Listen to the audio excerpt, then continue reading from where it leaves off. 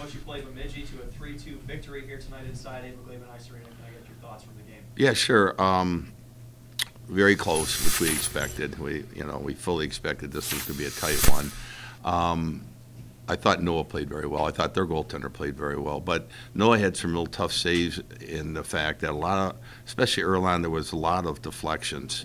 And he pushed up against the sticks. So I know it sounds weird, but when the shot's coming, he saw the guy that would be deflecting it, and he pushed up on that stick. So even though the guy deflected it, he's right there ready to make the save.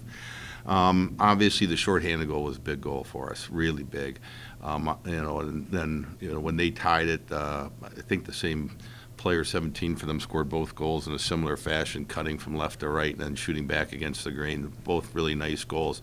Before that, though, when we had the 2-1 lead, Drew Cooper had a really good look down at their end, and he shot it wide, and obviously that goes in. It's 3-1, but it didn't. And by shooting wide, though, that broke them out and gave them that opportunity to cut in and score that goal. And I told the guys it was a great win. If the season ended tonight, we'd have home ice. But you know what? The season doesn't end tonight. The season, we play tomorrow, and so enjoy it tonight. But we got work to do tomorrow. Coach, you talked about earlier this week, Bemidji is one of the most disciplined teams in the CCHA. Yeah. They took 8 penalties here tonight. Was that something that you guys did to force them into those penalties, or was that just them not playing as disciplined as they normally do? I don't. They were disciplined still. A lot of them, were the ones that have been plaguing us too. There was a lot of hooks and holds and interference. We took a poor penalty early in the first, and he had a great game tonight. Ben Schulteis really did. He blocked a ton. He blocked a huge shot late in that period.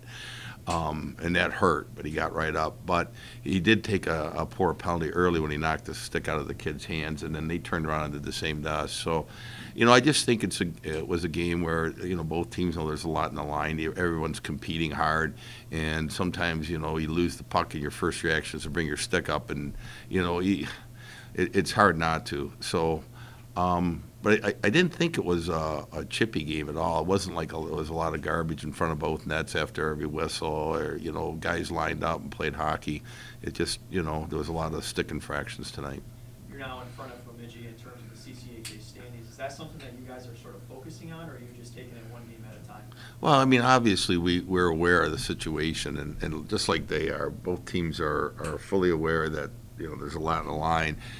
Both teams are fully aware, though, that even after this weekend, it won't be resolved.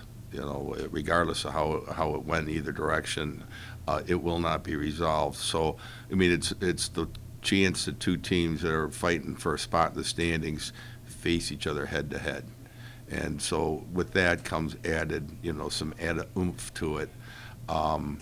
But yeah, we're fully aware. I don't know that we've changed anything. We talked a little this week about putting ourselves in a position to enjoy this weekend.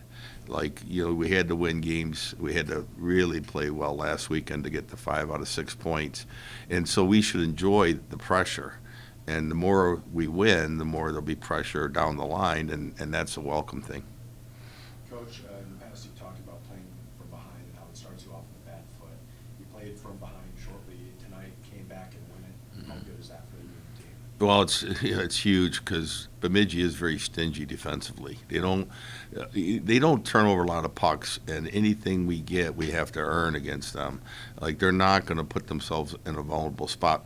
At the same time, they've got they found that sweet spot of pressuring the puck, but always making sure they have numbers back. So, for us, when we fell behind 1, I was concerned if they got 2. They're a tough team to come back from just because they are, like I said, they position themselves so well defensively.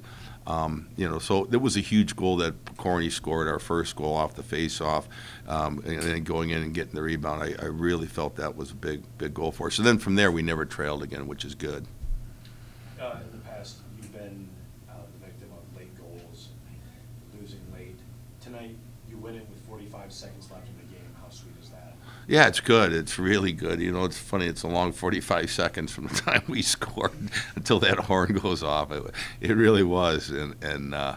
but we got it done. But it's funny that two different benches would look at that 45 seconds completely differently. They're looking, going, "Oh my God, we got no time," and we're looking at it like, "Oh my God, there's a lot of time left." So it would be an interesting thing to interview everybody right at that moment. You talked about scratching players before because they need to watch the game to get them back in their game. You lost the 2 against Minnesota State, and now you haven't lost since then. Do you kind of feel the same for the team, having hard losses, then being able to take from that and put it into wins? Yeah, I think in regards to the lineup, yeah, when you lose, particularly like at Minnesota State, we lost both. You're going to look to make some changes there.